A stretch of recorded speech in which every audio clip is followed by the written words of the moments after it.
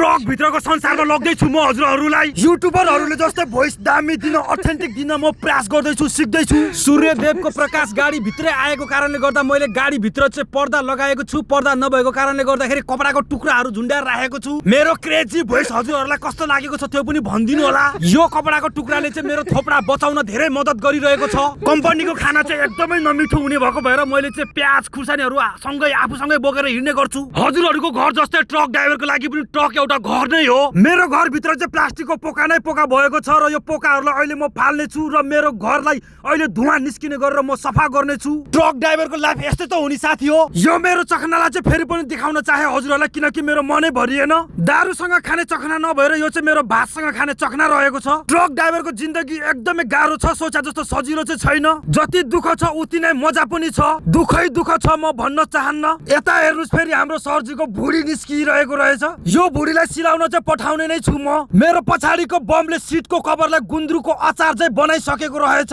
यो धरतीमा कुनै पनि चिज पर्मानेन्ट होइन। निर्जीव वस्तु होस् या सजीव वस्तु सबैलाई यो धरती छोडेर जानै पर्ने हुन्छ। यो मेरो सुत्ने बेड चाहिँ कुनै महाराजाको बेड भन्दा कमै छैन। सबैभन्दा ठुलो कुरा मान्छेको मन हो। ढुङ्गा माथि नै सुते पनि मखमलमा सुते जस्तो सोच्नु भयो भने त्यस्तै हुन्छ। पढ्न झ्याउ लागेर स्कुल छोडेको थिएँ, अहिले हरेक दिन यसरी पढ्नु परिरहेको छ। सानोमै यसरी पढेको भए त खुट्टा हल्लाएर खान पाइन्थ्यो होला। अझै पनि ठुलो ठुलो त्यही किताबमा हेरिरहेको छु म के किन जाने झैँ। अब ममा मास्टरको भूत चढिसकेको छ। म हजुरलाई सिकाउँदैछु ए यहाँ लेख्ने, बी यहाँ लेख्ने, क ख ग ग यहाँ लेख्ने भनेर म चाहिँ तपाईँलाई टिच गराउँदैछु।